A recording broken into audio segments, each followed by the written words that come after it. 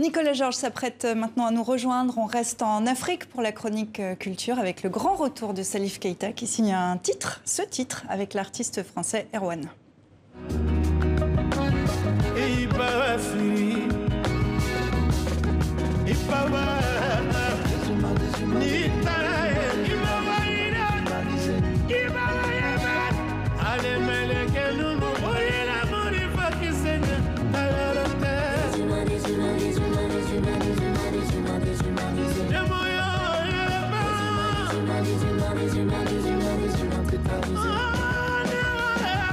Avaler des values au gré des marées qui ramènent les corps sur les barbelés. Des armées sans hommes avilisent des humains sans armes dont la flamme s'est diluée. Le monde se lisse, les parvenus au sommet d'un palais qui s'est vidé. Des humains désœuvrés amassés dans l'impasse face aux bouts qui s'ouvrent sous nos pieds. Des humains, des humains, des humains, des humains, des humains. Bonsoir Nicolas. Bonsoir Sylvia. On vient de l'entendre, le titre s'appelle Des humains. En 2 mots. C'est ça, Des humains en 2 mots. Des humains, un joli titre pour ce duo inédit entre la star malienne Salif Keïta et le chanteur français Erwan. Alors Erwan, pour resituer, c'est l'ancien membre du groupe Java, un groupe très connu en France, notamment sur la scène alternative. Il s'est lancé depuis 15 ans dans une carrière solo. Il sort un nouvel album et j'ai vraiment eu un coup de cœur, on peut le dire, pour ce morceau donc avec Salif Keïta, une balade mélancolique qui parle de la déshumanisation de nos sociétés, des conflits armés. Il faut savoir que le clip illustrant la chanson a été tourné à Bamako, au Mali, d'où ces superbes images. Un titre à retrouver donc sur le nouvel album de Erwan qui s'appelle La Gouache. Ça sortira le 30 octobre prochain. Et c'est votre coup de cœur, donc si j'ai bien compris. L'Afrique célébrée en chanson, mais aussi dans cette exposition qui se déroule au Musée des Confluences à Lyon. Avec un thème vraiment original, Sylvia, un thème rarement traité, l'utilisation de la couleur dans les objets, sacrés ou non, en Afrique. Pendant longtemps, il faut savoir que les arts africains ont été mis en avant pour leur plastique ou leur puissance graphique, mais jamais pour leur couleur. C'est désormais réparé avec cette expo où la couleur est considérée comme un moyen d'expression à part entière. Regardez. C'est une immersion dans une Afrique où la couleur est reine. La couleur déclinée à l'infini sur les statuettes, les masques, les tissus. Un élément essentiel dans la pensée esthétique africaine.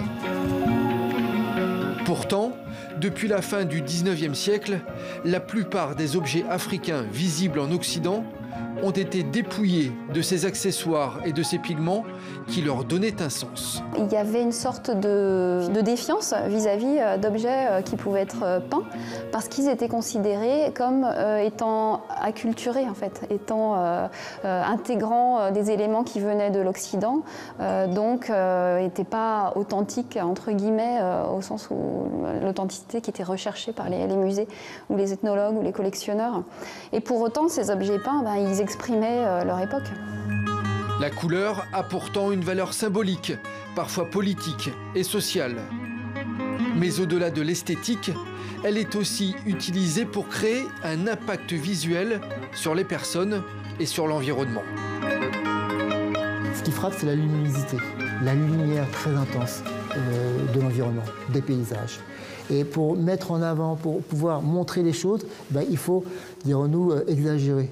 C'est-à-dire qu'il faut surenchérir en matière de couleur. Mais en fait, dans les sociétés africaines, on a plutôt conçu la couleur selon plusieurs paramètres, donc la teinte, la saturation, mais également la texture de la surface, l'éclat, mais surtout aussi la brillance. Parce que la brillance, c'est ce qui permet, dans un environnement très lumineux, de ressortir, de rendre présent les choses.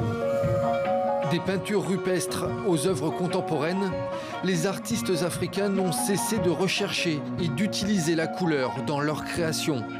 Sans doute, comme le souligne le peintre congolais Chéri Samba, parce que la couleur, c'est la vie. La couleur, c'est la vie, ça sera le joli message de cette soirée. Sylvia, une Afrique en couleur, c'est donc au Musée des Confluences à Lyon. Et vous avez le temps, c'est jusqu'au 22 août prochain. Puis une dernière information, Nicolas, la France vient de remettre au Maroc près de 25 000 objets archéologiques, un ensemble exceptionnel qui avait été saisi lors de contrôles douaniers. Une saisie qui illustre bien le fléau des pillages de biens culturels. Les contrôles remontent à 2005 et 2006 à Marseille et à Perpignan.